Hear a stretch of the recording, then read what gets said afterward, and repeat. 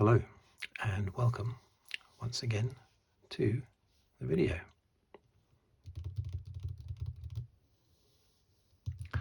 This one being my fourth and final video looking at the Grand Prix Drivers book, a book I've had that was printed in 1987 and I've had it since 1987. Racing Heroes from Fangio to Prost.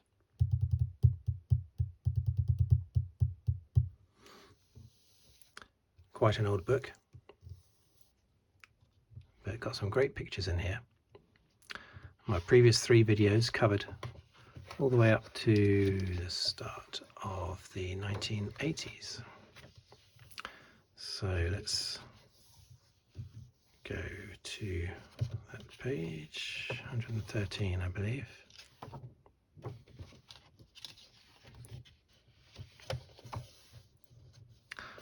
And in this final video I will look at the 1980s, but also the statistics at the back of the book as well.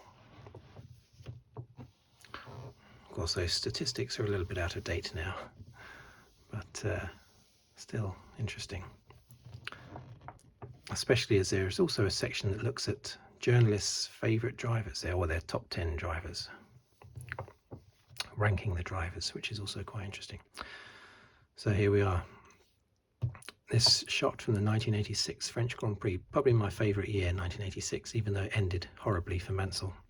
Such a fantastic year. And yes, the last race was unlucky for Mansell, but the season as a whole had had equal amounts of good luck and bad luck for the top four drivers of Mansell, Senna, Prost and Piquet. So I'm not bitter about 1986. It was unfortunate, but I'm not bitter about that. 1987, I am a little bit bitter because Mansell had so much bad luck in 87. Anyway, here we go. Oh, here we go, look.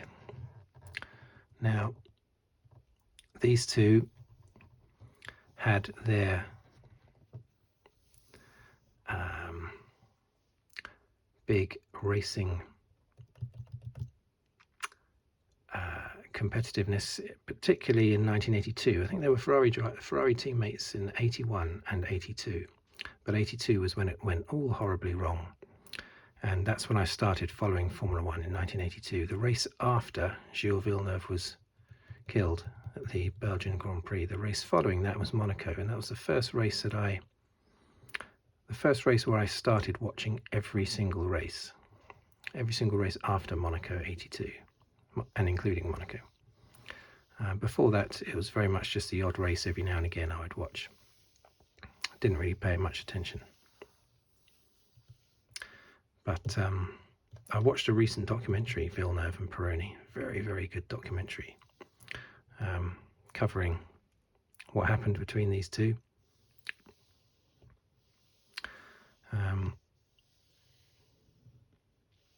What happened in the San Marino Grand Prix of 82, was it San Marino? I think it was, where Pironi went against apparently agreed tactics before the race and overtook a vulnerable Villeneuve to win the race. Villeneuve didn't forgive him. The very next race in Belgium, trying to get pole position off Pironi, he had his big accident and was killed. Of course, later in the year, Pironi drove into the back of Riccardo Paletti. I think that was at Mansell Italian Grand Prix. Paletti was killed, so that was terrible for both Paletti, of course, and Pironi had to deal with that. And then, of course, he had a big accident as well. Was it at the Nürburgring? Pironi had a big accident and basically took out his championship charge. He was on the verge of winning the championship in 82, Pironi, and then he had that big accident. He ended up equal second in the championship, 6 points behind Keke Rosberg. And then, of course, 5 years later, in 1987, he had got back into, not back into Formula One, but speedboat racing, I think. Yeah, speedboat racing it was, wasn't it? Powerboat racing, I should say. And he was killed in a powerboat race. So it's a very tragic tale, these two. However, Pironi's two sons that were born just after he was killed were named Gilles and Didier. And one of them, Didier Pironi, went on to, I can't recall what his job was, what his role was, but he was working for Mercedes. He actually stood on the podium in 2020 at the British Grand Prix, the young Didier Pironi. Anyway, it's a great documentary if you want to catch it out, if you want to catch it. Nelson Piquet, fantastic driver.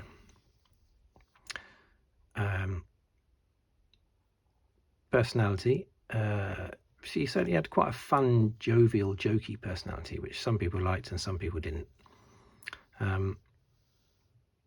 Didn't get on with Mansell at all, of course. Mainly, I suppose, because they were teammates in a championship-winning car. That's always going to, make you not get on well with your teammate. He was a fantastic driver in the early 80s and in the late 80s. Well, in 87, when he won his third championship, he was definitely lackluster compared to Mansell. Some would say it's because he had his big accident in San Marino in 1987, the second race of the year. I don't think it can be put down to that completely. I think Mansell just had the beating of him, basically. Whereas in 86, they were pretty much even Stevens. What does it say up there? If this book had been published before March 1986, the page devoted to Nelson Piquet might have told a different story. It would have been a eulogy about a Brazilian acquainted with success and very little failure.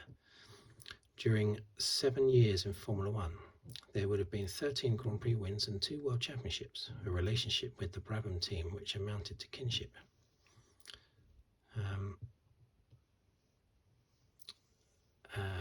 But I won't read all of it, but basically he's saying that his relationship with Mansell has sort of tarnished things a little bit for him, and the fact that Mansell was beating him quite easily in 87.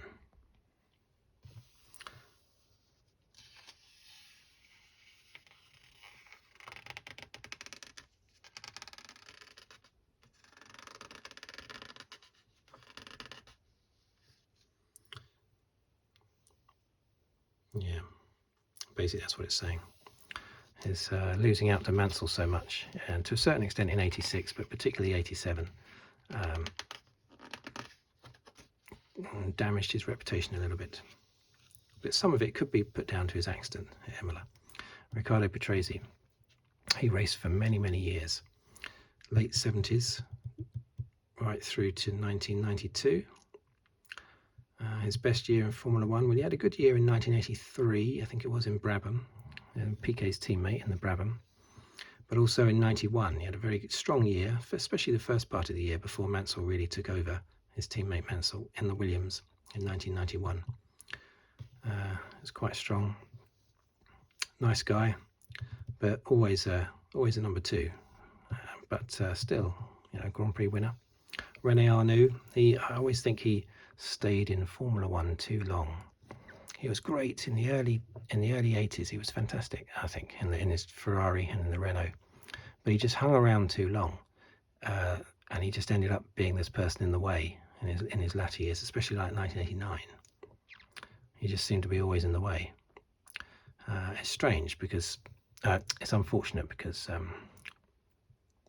it did tarnish his reputation. But he was fantastic in the early 80s. René Arnoux, one of the many French drivers.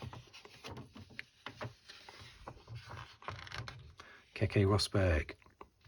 This is another guy who maybe stayed in Formula One 1 year too long. In 1986, he was just, his last year, he was nowhere, basically. Completely beaten by Prost, and he was just nowhere. But prior to that, in his Williams days, he was fantastic. Won the 82 World Championship. And he was just such a tenacious, aggressive but fair fighter. Fantastic he was, Keke Rosberg. And he got on well with Nigel Mansell, actually, when they were teammates in 1985. They got on really well.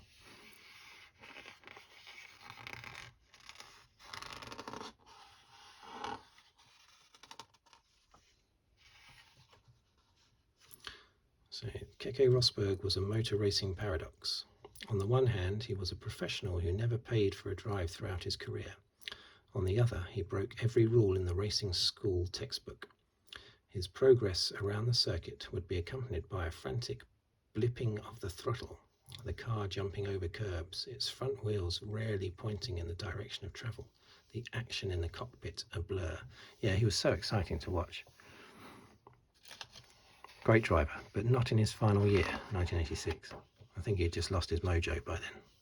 1 year too many. Elio De Angelis. Now, you know, I would watch him keenly in the early 80s because he was Nigel Mansell's teammate at Lotus. So he was the competition. And great driver, fantastic driver. It was at the Austrian Grand Prix in 1982 that he won by a split second over Keke Rosberg. I think it was the Austrian Grand Prix in 1982. Very good driver. Had the beating of Mansell when they were teammates at Lotus. Who knows what would have happened had he not had his accident in 1986 in testing, I think it was. And of course, this book was written sort of probably less than a year after his death. Yeah, testing session at Paul Ricard in 1986. Very unfortunate. Patrick Tournbay, he just died just recently, a few months ago. Winner of 3 races, I believe. He took over from Gilles Villeneuve at Ferrari when Villeneuve had his fatal accident in 82. Good driver. Had on his day, fantastic. But, you know, I would not class him as a championship winning driver. But still good. One of these drivers that wins 3, 4, 5 races but never strings it together for a championship, you know. Maybe down to the car. Niki Lauda. Well, we've discussed him before, haven't we, of course. I think he was in the 70s section back there. He won the 84 championship by half a point. It's the closest finishing in any championship. Half a point. Because half points were given for the Monaco Grand Prix in 1984. Totally dominant McLaren. Prost stepped in for his teammate, replacing John Watson. It's very unfortunate for John Watson because it was the dominant car in 84. I think he won 12 out of 16 races. That is a beautiful car, apart from the rear wing. But the following year, it's too big. But the following year, in 1985, the wings were smaller, and then the McLaren just looked absolutely beautiful. Yeah, this picture of Niki Lauda obviously shows the scar tissue. Look at his ear. It's virtually gone after his big accident in 1976.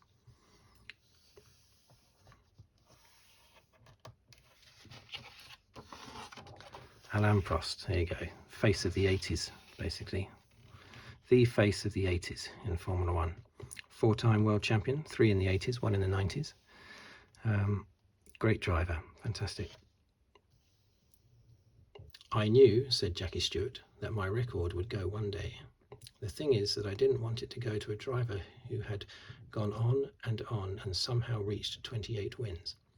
I wanted it to go to someone who deserved it, and I can think of no one better than Alain Prost.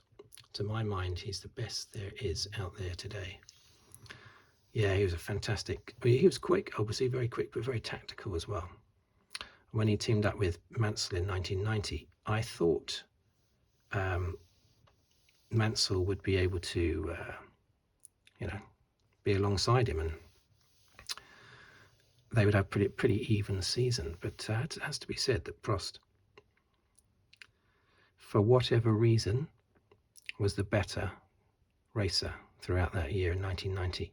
Was it down to, you know, Mansell said that, and others have said that it was because Prost formed the Ferrari team around him, basically, and sort of cut Mansell out a little bit.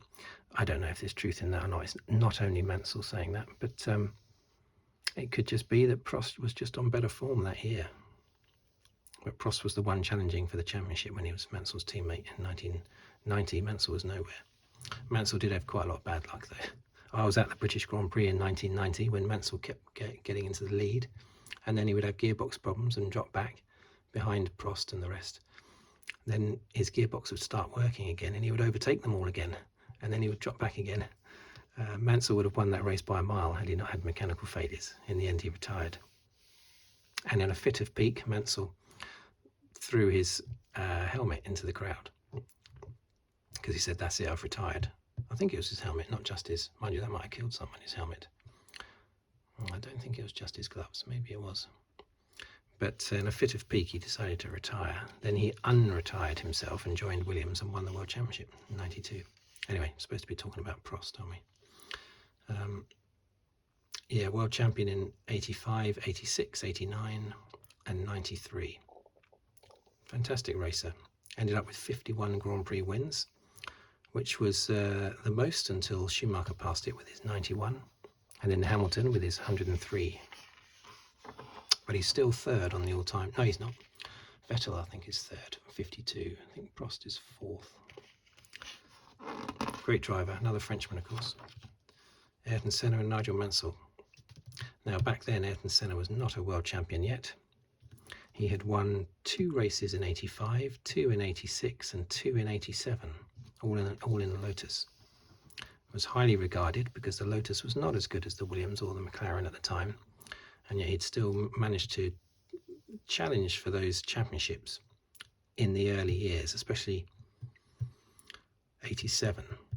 He was leading the championship at the halfway stage, I think, or had been leading for most of the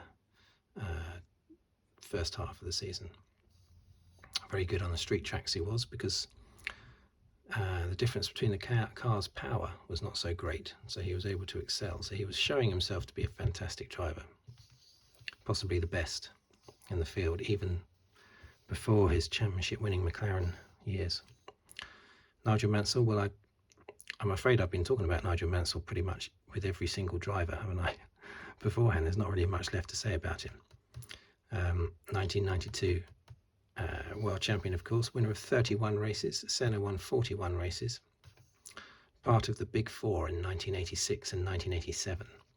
Piquet and Prost being the other two fantastic years, exciting years, but terrible years for Mansell, being runner-up in both when he should have won both. Let's have a look and see what it says in the first paragraph.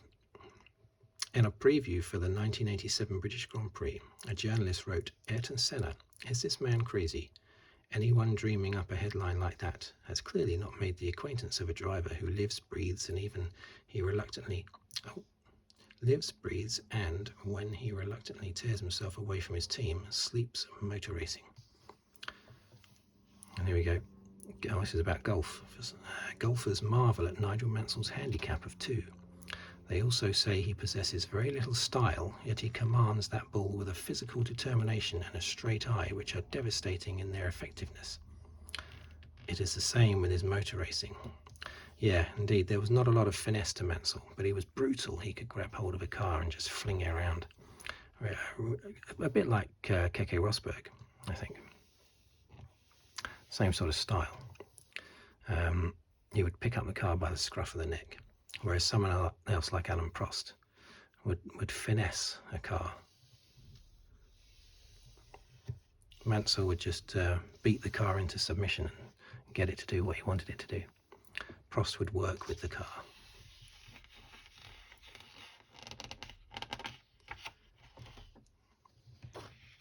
Gerhard Berger.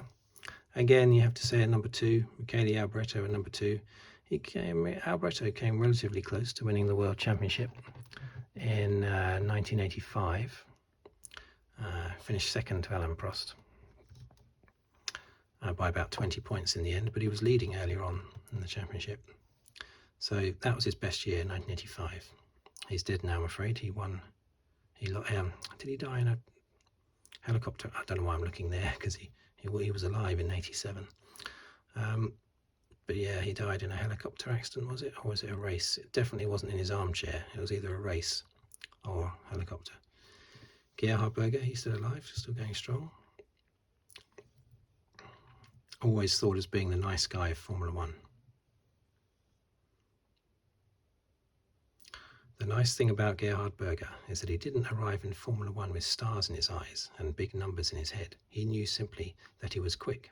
And when you feel that way, it's not necessary to indulge in the bowing and scraping performed by less skillful members of his profession. Yeah, I mean, he became Senna's teammate and was pretty much blown away by Senna. They got on very well, but his mojo was destroyed by Ayrton Senna, really. He was a very good driver. But definitely Senna's number 2. You could argue that anyone back then would have been Senna's number 2. I mean, Prost was, when they were together, Senna and Prost. Prost was blown away. Well, not in 1988. Senna and Prost were fairly level in 88, but in 89 it was all Senna, even though Prost won the championship. Okay, Teo Fabi picked up a couple of poles in 1986, was it, I remember, in his Benetton. That's about the best he ever did. I don't think he ever won a race. Thierry Boutsen, winner of about 3 races, another nice guy. Derek Warwick, when I first started watching Formula 1, I used to cheer on Nigel Mansell and Derek Warwick. In fact, Derek Warwick was the one in the better position in his Renault. His Renault was a stronger car than Mansell's Lotus. But he never quite managed to win a race. It should have done. Good enough to win a race. As was Martin Brundle. Here's a young Martin Brundle. Former car salesman and a no-nonsense professional. I didn't know he was a former car salesman. Look at this letter. It's actually describing Thierry Boutsen. Quiet but very determined. A future world champion. Well, he was probably a bit too quiet to ever be world champion. But at the time, they were highly rating him, and he was fantastic in his Benetton days. Really, really good. So yeah, Brundle had a number of second places, never managed to win a race, just like Derek Warwick should have done. Should have won more than one. Eddie Cheever, American. He was good on his day. He picked up a number of podiums. He's more renowned, though, in IndyCar racing, of course, and he's a team owner now as well. But his career has basically been IndyCar, but he did do quite a bit of Formula 1. All his success is in IndyCar. Stefan Johansson, again, one of the best drivers to never win a race. Picked up loads of podiums. Bubbling ability to drive fast and tell jokes. Prost's teammate at McLaren in 1987, so that shows how highly he was rated to be in the McLaren. So, oh yeah, we've got a few more here. Who's this? Bruno Giacomelli. Well, I know the name, but not much about him. He never really did anything in Formula 1. Andrej Cesaris, who was rather unflatteringly known as De Crasheris, because he used to have lots of accidents. But I remember him being on pole position in, was it Long Beach in 1983, in his Alfa Romeo. He would do spurts of could be really quick in spurts, but then the rest of the time would be a bit of a disaster zone. So very quick, but not consistent at all. Stefan Beloff, he died relatively early in this, or early to mid-80s, I think he died. Yeah, a great talent lost before it could be fully appreciated. And Mark Schurer, an excellent number 2. It's nice, isn't it? You don't want that to be an excellent number 2. That's not really a compliment. Okay, so now we have the critics' top 10. So these 4 critics give their top 10 drivers of all time. This is, of course, from 1987, so don't look for Michael Schumacher. Dennis Jenkinson's top 10. And over here, Nigel Roebuck's top 10. Well, you've got Jim Clark at the top. You've got obvious ones: Sterling Moss, Alberto Ascari, Fangio, of course, is there. Mario Andretti, all the way up in 5th place for Dennis Jenkinson. Gilles Villeneuve, of course, tends to feature a lot. Ronnie Peterson, highly thought of. Gilles Villeneuve and Ronnie Peterson, 2 of those that died, that people think would have been world champion had they not died. Niki Lauda, but Niki Lauda is below the likes of Peterson and Villeneuve. Jochen Rindt. Prost down in 10th with Dennis Jenkinson, 3rd with Nigel Roebuck. Have they all got the same drivers? No, Dennis Jenkinson's gone for Mario Andretti there. He's got Peterson in there. Apart from that, he's got Senna. Look. So I said Senna was very highly thought of by now, but I suppose because his results were quite low, it's difficult for him to get into anyone's top 10 because he'd only won 6 races. But he's 8th with Jenkinson, and he's not in the top 10 at all with Nigel Roebuck. Moss I place first because as a driver he seemed to have no weaknesses whatever, an immaculate stylist. He was nonetheless a consummate racer.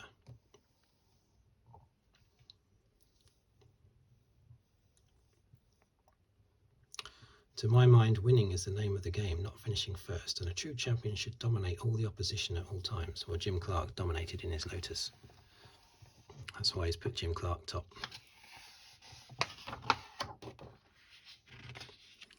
And here we have Alan Henry and Maurice Hamilton. We've got Prost at the top, Sterling Moss at the top again. Fangio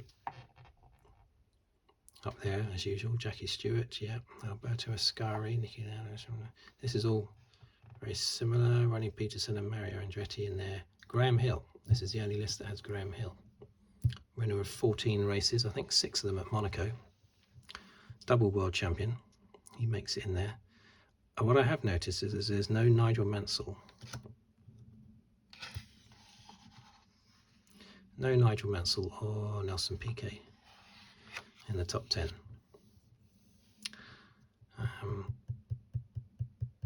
Could well be because at this stage Piquet was being well and truly beaten by Mansell throughout the 87 season when these lists were compiled, and that might be why Piquet has dropped out of their top 10. Naturally, I thought long and hard before placing today's top driver, Alain Prost, at number 1, ahead of such a legendary figure as Jim Clark.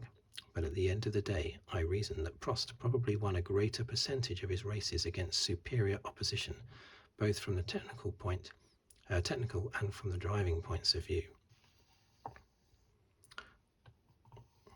This guy's gone for Sterling Moss is number 1 simply because of his brilliance in whatever form of racing he turned his hand to. Fangio may have been the master in Grand Prix racing, but Moss all round had the edge. But surely this is a top 10 of Grand Prix drivers, isn't it? Not just top 10 of racing drivers. But Hamilton is suggesting he put Moss at the top because he's better at other forms of racing than Fangio. Anyway, so there you have it. There's no Senna in this list or this list, so he only makes it into one top 10, Senna, and that's in 8th place. And I think that's just because he'd only won 6 races at that point. And here you have all the list of all the winners. Now, I have looked at this when I was a kid and I was keeping statistics. I was studying this page all the time. Plus, and then I got other books that were just statistics and nothing else. But this was the first one I had with the stats in, because of course you couldn't look at things up online. And it goes down to, oh, hang on, obviously, next page, 1987 British Grand Prix. See, they just tucked that one in there at the end, just before printing. Very exciting. I didn't go to that one. My first British Grand Prix was the 88 British Grand Prix, but I remember being so excited. Mansell was right in there in the championship again, just as he had been the previous year. What's interesting here is that you've got a period here where every race was won by a British driver. What have you got? Innes Island. Now he was British, wasn't he? So Bruce McLaren, who was a New Zealander, Dan Gurney, American. Where is it then? It's, yeah, there you go.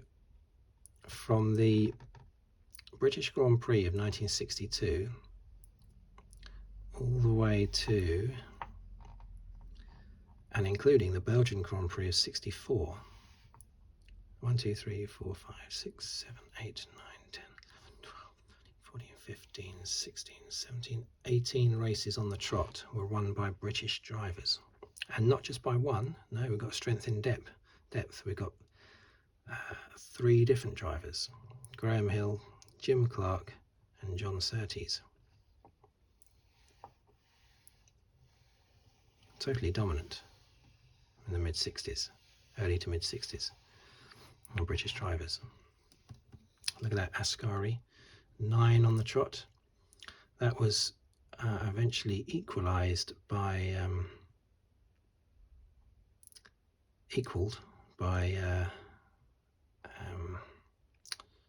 Sebastian Vettel it took until 2013 when Sebastian Vettel won the last 9 races of the season before that run was equalled from 1952 and 1953.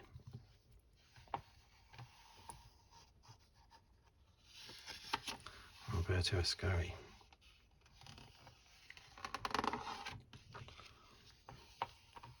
I wonder who won the German Grand Prix in 1987. Well, we know, don't we?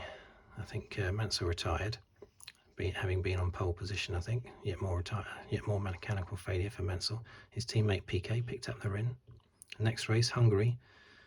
I don't know who was on pole, but I know that Mansell was leading by a full minute with just 7 laps to go when a wheel nut came off his car. And that caused retirement for Mansell. And guess who was in second place? Nelson Piquet. So he picked up that win as well. And from then on, Mansell was, with his unreliability, was just unable to catch Piquet with his rock hard reliability. Very unfortunate year. And the last page here is the list of all the wins, seconds, thirds, pole positions, fastest laps, and Grand Prix starts and points. So look at the points. You look at it now, and you've got like Lewis Hamilton has like 20,000 points or something because they give so many points now. Up until 2010, I used to have a keen interest in the points and seeing who had the most points in Formula One.